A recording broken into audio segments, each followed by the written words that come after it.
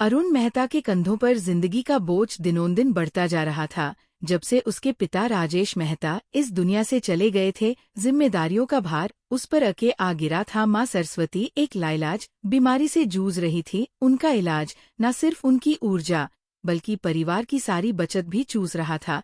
छोटी बहन अनिका अभी स्कूल में थी और उसकी पढ़ाई का खर्च उठाना एक अलग संघर्ष था। अरुण के लिए वह उसकी दुनिया थी, वही वजह थी जिसने उसे अब तक टूटने नहीं दिया था। उसकी उम्र महज 23 साल थी, लेकिन उस पर जिंदगी की मार ऐसे पड़ी थी जैसे वह बरसों से इन जनजाने की मोटी रकम सिर पर तलवार की तरह लटकी थी, जो किसी भी दिन उसे और उसकी माँ बहन को सड़क पर ला सकती थी। उस दिन उसकी थकान अपने चरम पर थी। पढ़ाई, नौकरी, घर की परेशानियां, सब कुछ उसे भीतर से खोखला कर रहे थे। उसकी आंखों के नीचे गहरे काले घेरे थे, चाल में थकावट थी और दिमाग लगातार खर्चों और पैसों के जोड़ तोड़ में उलझा हुआ था। वह एक पुराने कैफे के बाहर खड़ा था, जहां सस्ती चाय मिलती थी, जो उसकी जेब पर ज्यादा भारी नहीं पड़ती। उसने जेब से सिक्के निकालकर गिने ही थे कि किसी की मौजूदगी का एहसास हुआ। कोई उसे देख रहा था। उसने न उठाई तो एक प्रभावशाली महिला उसके ठीक सामने खड़ी थी। उनकी चाल में एक अजीब सा आत्मविश्वास था। उनकी आंखें किसी बाज जैसी तेज थी। वह राजेश्वरी कपूर थी। नाम जितना बड़ा था, व्यक्तित्व उतना ही ठोस। बिजनेस की दुनिया में उनकी पहचान एक ताकतवर शख्सियत की थी। ऐसी महिला जिसने पुरुषों के दबदबे वाले उद्योग में अपनी अलग जगह बनाई थी। आज वही औरत अरुण के सामने खड़ी थी। उनके चेहरे पर कोई स्पष्ट भाव नहीं था, लेकिन उनकी आंखों में कुछ ऐसा था जिससे अरुण असहज हो गया। यह औरत कौन थी और उसे क्यों मिलने आई थी? अरुण मेहता। उनकी आवाज स्थिर थी, अधिकारपूर्ण, जैसे वो सवाल नहीं पूछ रही बल्कि एक सच को दोहरा रही थी। अरुण ने झिंझक हुए सिर हिलाया। हाँ, मैं ही हूँ, उसने धीमी आवाज में कहा। राजेश्वरी की निगाहें अब भी उसी पर टिकी थी, जैसे उसे भीतर तक पड़ रही हूँ। अरुण को उनकी नजरों से अजीब सा दबाव महसूस हुआ। मैं जानती हूँ तुम कौन हो, तुम्हारी जिंदगी के बारे में सब कुछ, तुम्हारी माँ की बीमारी, तुम्हारी बहन की पढ़ाई की चिंताएं, तुम्हारे सिर पर बढ़ता कर्ज, और यह भी जानती हूँ कि जितनी मेहनत कर रहे हो उससे ये सब हल नहीं होने वाला। अरुण का दिल जोर से धड़कने लगा। यह औरत उसके बारे में इतना कुछ कैसे जानती थी? आप कौन हैं और मुझसे क्या चाहती है? उसने सतर्कता से पूछा। राजेश्वरी ने हल्की सी मुस्कान दी, लेकिन उसमें कोई गर्माहट नहीं थी। शादी? अरुण को लगा उसने कुछ गलत सुना है। क्या? उसकी आवाज अनायास ही ऊंची हो गई। मैं चाहती हूँ कि तुम मुझसे शादी करो, राजेश्वरी ने उसी आत्मविश्वास भरी आवाज में दोहराया। अरुण ने ना चाहते हुए भी एक हल्की हंसी छोड़ दी, जो ज्यादा नर्वसनेस का संकेत। यह कोई मजाक का है? उसने अविश्वास से पूछा। नहीं, यह एक व्यापारिक प्रस्ताव है, राजेश्वरी ने सपाट स्वर में कहा। अगर तुम मुझसे शादी करते हो तो बदले में तुम्हें वह सब मिलेगा जो तुम्हें चाहिए। मैं तुम्हारी माँ का इलाज करवाऊंगी, तुम्हारी बहन की पढ़ाई का पूरा खर्च उठाऊंगी और तुम्हारे कर्ज चुकता कर दूंगी। तुम्हारी जिंदगी पहले से कहीं ज्यादा आसान हो जाएगी। अरुण की उंगलियां मुट्ठी में कस गई। और इसके बदले में मुझे क्या करना होगा? उसकी आवाज में अब तीखी सतर्कता थी। सिर्फ मेरे पति बनना होगा, राजेश्वरी ने पूरी शांति से कहा। हमारी शादी कागजों में होगी, लेकिन हमारी जिंदगी की कुछ शर्तें होंगी। तुम अपनी जिंदगी अपनी शर्तों पर जी सकते हो, तुम्हारी स्वतंत्रता बनी रहेगी। अरुण ने एक गहरी सांस ली। यह सपना था या एक ऐसा सौदा जो उसे बचाने के नाम पर उसकी आत्मा को गिरवी रख देगा? अरुण मेहता ने कभी नहीं सोचा था कि उसकी जिंदगी इतनी जल्दी और इतने नाटकीय ढंग से बदल जाएगी। कुछ ही दिनों पहले तक वह एक साधारण संघर्षरत युवक था, जो अपनी माँ और बहन के लिए दिन रात मेहनत कर रहा था। लेकिन अब वह कानूनी तौर पर राजेश्वरी कपूर का पति था, एक ऐसी महिला जो उसके लिए अब भी किसी रहस्य से कम नहीं थी। उनकी शादी जितनी औपचारिक थी उतनी ही ठंडी भी। कोई धूम धड़ाका नहीं, कोई परंपरागत रीति रिवाज नहीं, बस एक हस्ताक्षर, कुछ कानूनी दस्तावेज और कुछ गवाह। जब वह पहली बार राजेश्वरी की हवेली में कदम रख रहा था तो एक अजीब सा एहसास उसके दिल में घर कर गया था। यह हवेली किसी राजा महाराजा के महल से कम नहीं थी। ऊंची छतें, कीमती फर्नीचर, संगमरमर के फर्श और दीवारों पर टंगी महंगी पेंटिंग्स हर चीज इस बात की गवाही दे रही थी कि यहाँ रहने वाली महिला अत्यधिक अमीर थी। लेकिन जितना ये महलनुमा घर आकर्षक था, उतना ही ठंडा और बेरूह भी। पहले ही दिन अरुण को ये महसूस होने लगा कि इस हवेली में कुछ तो अजीब है। घर के कर्मचारियों का व्यवहार। सबसे पहले उसकी नजर में आया प्रकाश, जो इस हवेली में सालों से काम कर रहा था। हमेशा झुकी नजरों से बात करता। जब भी अरुण उससे कोई सवाल पूछता वह हिचकिचा हुए संक्षिप्त उत्तर देता, जैसे कुछ छुपा रहा हो। दीपा, जो यहाँ की मुखिया सेविका थी, हमेशा सतर्क रहती। वह नजरें मिलाने से बचती और बिना मतलब कभी अरुण के पास नहीं आती। उनके व्यवहार में एक अनकही घबराहट थी। अरुण को ये भी महसूस हुआ कि हवेली में जीवन जैसा कुछ नहीं था। इतनी भव्य हवेली होते हुए भी उसमें कोई गमाहट नहीं थी। वो अक्सर अमीर घरों में देखी जाने वाली पारिवारिक तस्वीरों को देखने की उम्मीद करता था, लेकिन यहाँ कोई ऐसी तस्वीर नहीं थी। दीवारों पर बस महंगी कलाकृतियां थी, जिन्हें देखकर कोई भी समझ सकता था कि इन्हें केवल सजावट के लिए खरीदा गया था, ना कि किसी भावनात्मक लगाव से। हर रात हवेली का वातावरण और भी रहस्यमय हो जाता। रात के अंधेरे में हवेली के लंबे भव्य गलियारों में चलते हुए अरुण को कभी कभी ऐसा महसूस होता कि कोई उसे देख रहा है, लेकिन जब भी वह मुड़कर देखता वहां बस सन्नाटा होता। जैसे जैसे दिन बीतते गए, अरुण ने एक अजीब बात नोटिस की। हवेली के दूसरे माले पर एक दरवाजा था, जो हमेशा बंद रहता था। ये कोई साधारण दरवाजा नहीं था, इस पर एक भारी मजबूत ताला लगा था। और सबसे अजीब बात यह थी कि उसके ठीक सामने एक सीसीटीवी कैमरा लगाया गया था, जो हर वक्त उस दरवाजे की निगरानी करता था। ऐसा लगता था जैसे हवेली में कुछ ऐसा था जिसे दुनिया से छुपाकर रखा गया था। राजेश्वरी के साथ उसका रिश्ता एकदम सतही था। वह अपने काम में व्यस्त रहती और जब भी दोनों आमने सामने होते, उनकी बातचीत सिर्फ औपचारिक होती। वे दोनों एक ही टेबल पर डिनर करते, लेकिन उनके बीच शायद ही कोई निजी बातचीत होती। राजेश्वरी ने कभी अरुण की माँ या बहन के बारे में कुछ नहीं पूछा। ऐसा लगता था जैसे वह केवल अपनी शर्तों पर ही बातचीत करती थी। एक रात जब अरुण अपने कमरे की ओर जा रहा था, उसने देखा कि हवेली के एक हिस्से में हल्की रोशनी थी। वो रुका और गौर से देखा। ये रोशनी राजेश्वरी के निजी दफ्तर से आ रही थी। यह कमरा हवेली के सबसे अंदरूनी हिस्से में था, जहां अक्सर वो अकेली ही जाती थी। उत्सुकता से भरा हुआ अरुण दबे पाव दरवाजे के पास गया और कान लगाकर सुना। अंदर से राजेश्वरी की आवाज आ रही थी। वह किसी से फोन पर बात कर रही थी। वो अभी तक नहीं जानता, लेकिन बहुत जल्द जान जाएगा।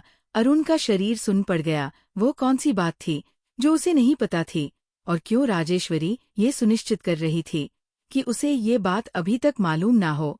वो वही खड़ा रहा, सांसें धीमी कर ली, दिल की धड़कनें तेज हो गई। उसके मन में हजारों सवाल घूमने लगे। क्या ये शादी महज एक समझौता नहीं था जैसा उसने सोचा था, या फिर इसके पीछे कोई बड़ा राज छुपा था? उसने धीरे धीरे पीछे हटते हुए सोचा कि अब वह इस हवेली के रहस्य को जानने के लिए तैयार था, लेकिन क्या वह सच का सामना करने के लिए भी तैयार था? अरुण का संदेह अब तक जुनून में बदल चुका था। हवेली के रहस्यों ने उसे पूरी तरह जकड़ लिया था, लेकिन क्या तैयार था? अरुण का संदेह अब तक जुनून में बदल चुका था। हवेली के रहस्यों ने उसे पूरी तरह जकड़ लिया था। वह जानता था कि राजेश्वरी कुछ छुपा रही थी, कुछ ऐसा जो उसके जीवन से जुड़ा था, कुछ ऐसा जो उसके पिता के अतीत से संबंधित था। उसकी बेचैनी हर दिन बढ़ती जा रही थी, और अब वह किसी भी कीमत पर सच्चाई जानना चाहता था। उस रात जब हवेली में हर कोई सो चुका था, अरुण चुपचाप अपने कमरे से बाहर निकला। पूरे घर में अजीब सी शांति फैली हुई थी। वो धीरे धीरे चलता हुआ राजेश्वरी के दफ्तर की ओर बढ़ा। इस कमरे के बारे में उसे हमेशा अजीब अनुभूति होती थी। ये घर का सबसे गुप्त स्थान था, जहां राजेश्वरी अकेले में घंटों बिताती थी। लेकिन आज जब वो वहां पहुंचा तो दरवाजा खुला हुआ था। ये पहली बार था जब उसने इसे बिना ताले के देखा था। उसका दिल तेजी से धड़कने लगा।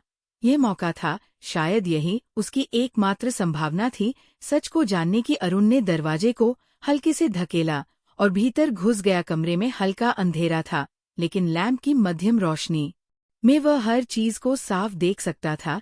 कमरे में महंगी लकड़ी की अलमारियां थी, जिनमें सजीव इतिहास बंद था। दीवार पर एक तिजोरी थी, लेकिन उसका ध्यान सबसे पहले राजेश्वरी की टेबल की ओर गया। उसने सावधानी से एक एक दराज खोलनी शुरू की। कागज, फाइलें, कुछ आधे अधूरे नोट्स, सब कुछ व्यवस्थित था, लेकिन उनमें से कोई भी उसके सवालों का जवाब नहीं देता था।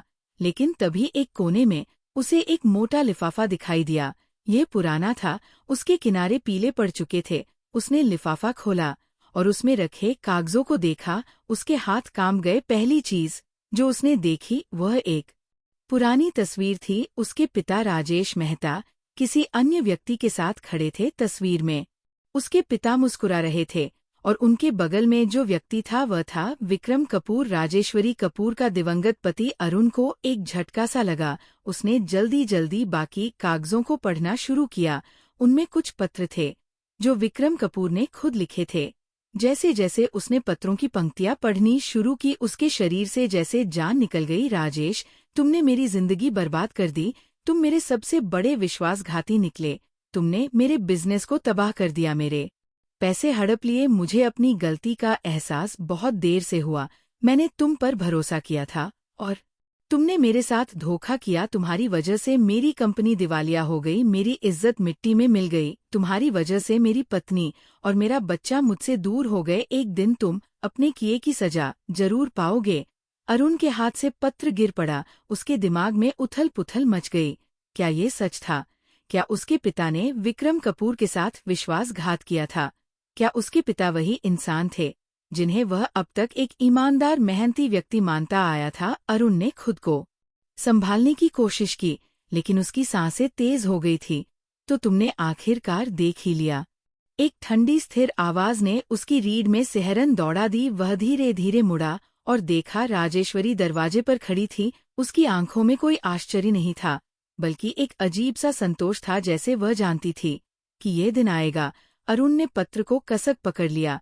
उसका गला सूख गया था, लेकिन उसने खुद को संयमित किया।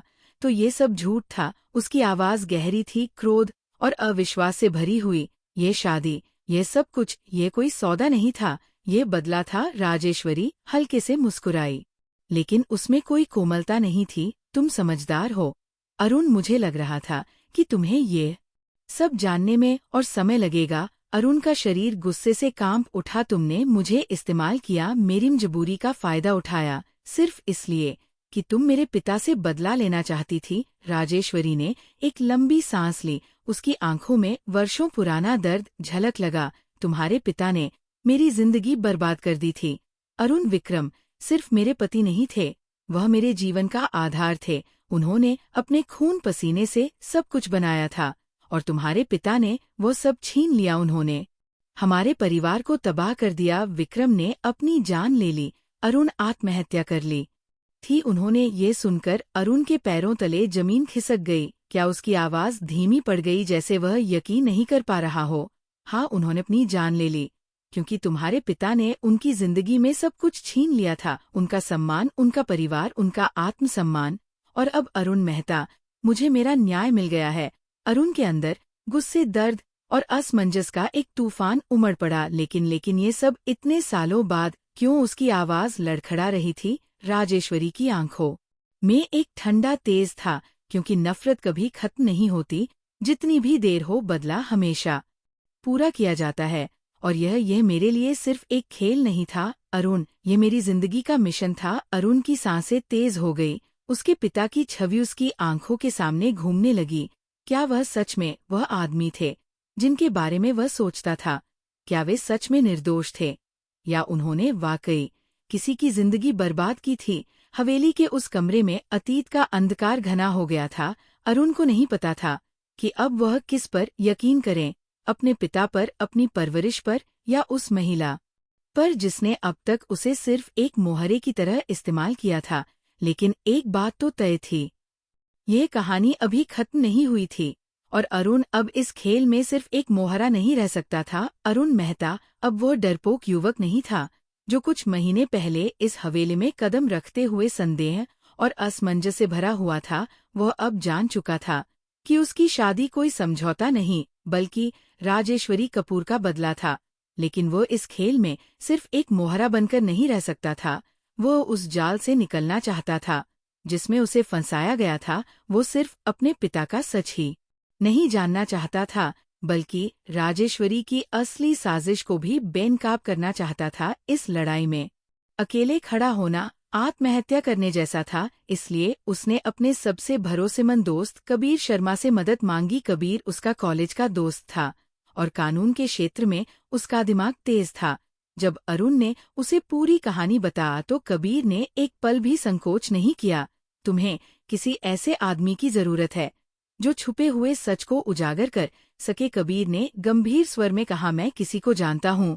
यही वह पल था जब राघव अय्यर इस खेल में शामिल हुआ। राघव एक प्राइवेट इन्वेस्टिगेटर था जो भ्रष्टाचार और गुप्त मामलों की तह तक जाने के लिए जाना जाता था। उसकी नजरें बाज जैसी थी और वह झूठ को सच में बदलने की कला में माहिर था। राजेश्वरी कपूर जैसी महिला बिना किसी और साजिश के सिर्फ बदला लेने के लिए शादी नहीं करेगी। राघव ने पहली ही मुलाकात में कहा, मुझे यकीन है कि ये सिर्फ बदला नहीं है, इसके पीछे और भी कुछ है। अरुण को लग रहा था कि वह एक अंधेरे गड्ढे में उतर रहा है, लेकिन अब वो पीछे हटने को तैयार नहीं था। वह जानना चाहता था कि राजेश्वरी की असली पहचान क्या थी और उसने अपने पूरे जीवन में कितने लोगों को बर्बाद किया था। राघव और कबीर ने हफ्तों तक छानबीन की। वे राजेश्वरी के पुराने बिजनेस रिकॉर्ड्स, बैंक ट्रांजैक्शंस और कानूनी मामलों को खंगाल रहे और फिर एक दिन उन्हें वह मिला जिसकी उन्हें तलाश थी। राजेश्वरी कपूर सिर्फ एक बदला लेने वाली महिला नहीं थी, वह एक अपराधी थी। उसका नाम कई घोटालों में शामिल था। उसने भ्रष्ट नेताओं और अपराधी के लिए काले धन को सफेद करने का धन चला रखा था। वो हवेली केवल दिखावे के लिए नहीं थी, ये एक केंद्र थी जहां अवैध लेन देन होते थे, जहां काले पैसे को सफेद किया जाता था। अरुण को अब ये समझ आ गया था कि ये महिला सिर्फ अपने पति विक्रम कपूर की मौत का बदला लेने के लिए उसके जीवन में नहीं आई थी। ये बदले से कहीं अधिक था। उसने अरुण को मोहरा बनाया था ताकि वो खुद को निर्दोष साबित कर, ताकि अगर किसी दिन कोई उसके खिलाफ सबूत इकट्ठा भी करे तो वह ये कह सके कि उसने सिर्फ न्याय के लिए कदम उठाए थे। लेकिन अब सब कुछ बदलने वाला था। राघव ने उन सबूतों को इकट्ठा किया जिसमें बैंक रिकॉर्ड, गुप्त ट्रांजैक्शंस और हवेली में होने वाली अवैध गतिविधियों के दस्तावेज शामिल थे। अब वक्त आ गया है, कबीर ने कहा जब वे पुलिस मुख्यालय की ओर बढ़ रहे थे। अरुण ने कभी नहीं सोचा था कि वह एक दिन अपनी ही पत्नी के खिलाफ ऐसा कदम उठाएगा, लेकिन ये सिर्फ राजेश्वरी के लिए नहीं था, यह उसके लिए भी था। उसकी आज़ादी, उसकी पहचान, उसके आत्मसम्मान के लिए। कुछ ही दिनों में पुलिस ने राजेश्वरी कपूर के खिलाफ आधिकारिक जांच शुरू कर दी। जब राजेश्वरी को एक सरकारी अधिकारी से गिरफ्तारी वारंट मिला तो उसका चेहरा भावही था। उसकी आंखों में ना डर था ना पछतावा। तुम सोचते हो कि तुम मुझे हरा सकते हो? अरुण, उसकी आवाज ठंडी थी लेकिन उसमें छिपा झर साफ झलक रहा था। मैं इस दुनिया की सबसे ताकतवर महिलाओं में से एक हूँ। तुम क्या समझते हो कि मुझे गिराने की तुम्हारी ये छोटी सी कोशिश कामयाब होगी? अरुण अब उसे वैसी ही ठंडी निगाहों से देख रहा था जैसा वह हमेशा उसे देखा करती थी। मुझे तुम्हें गिराने की जरूरत नहीं है, उसने शांत स्वर में कहा। तुम्हारी अपनी नफरत और बदले की आग ने तुम्हें खुद ही तबाह कर दिया है। राजेश्वरी ने उसे कुछ देर घूरा, फिर उसने हल्की सी हंसी हंस दी, लेकिन वो हंसी खोखली थी। 3 दिन बाद राजेश्वरी कपूर को आधिकारिक रूप से गिरफ्तार कर लिया गया। वह कभी भी जेल जाने वाली महिला नहीं थी, लेकिन इस बार सारे सबूत उसके खिलाफ थे। उसके बिजनेस एम्पायर का पतन हो गया। जिन लोगों ने कभी उसके इशारों पर नाचते थे वे अब उससे मुंह मोड़ रहे थे। हवेली, जो कभी उसकी शक्ति का प्रतीक थी, अब नीलामी के लिए रखी जा रही थी। यह हवेली अब अरुण की संपत्ति थी, लेकिन उसने इसे रखने से इनकार कर दिया। यह सिर्फ ईंट और पत्थरों का ढांचा नहीं है, उसने कहा, यह झूठ, धोखे और नफरत की कब्रगाह है। मैं इस बोझ को अपने साथ नहीं रख सकता। अने हवेली को बेच दिया और उस पैसे से एक नई जिंदगी शुरू करने का फैसला किया। और वहीं अपनी नई शुरुआत के दौरान उसकी मुलाकात आदित्य राव से हुई। आदित्य एक साधारण लेकिन दृढ़ इच्छा शक्ति वाली महिला थी जो एक अस्पताल में नर्स थी। अरुण उससे एक संयोगवश मुलाकात में मिला था, लेकिन वह मुलाकात जल्द ही दोस्ती में बदल गई। और फिर दोस्ती प्यार में आदित्यश्वरी से पूरी तरह अलग थी। उसकी आंखों में छल नहीं था, उसकी मुस्कान में कोई बनावट नहीं थी। वो बोझ नहीं थी, बल्कि हल्कापन थी, वो आज़ादी थी। अरुण को पहली बार लगा कि वो सांस ले रहा है। कुछ साल बाद उनकी शादी हो गई और फिर उनके जीवन में एक नया अध्याय आया, उनका बेटा आर्यन। जब अरुण अपने बेटे को पहली बार गोद में लिया तो उसे एहसास हुआ कि वो अब पूरी तरह मुक्त था। वह अब सिर्फ राजेश मेहता का बेटा नहीं था, वह सिर्फ राजेश्वरी कपूर के खेल का मोहरा नहीं था। वो अरुण मेहता था, एक ऐसा व्यक्ति जिसने अपने अतीत को एक नई पहचान में बदल दिया था। एक ऐसा व्यक्ति जो अब खुद को जान चुका था और पहली बार उसने महसूस किया वह सच में आज़ाद था।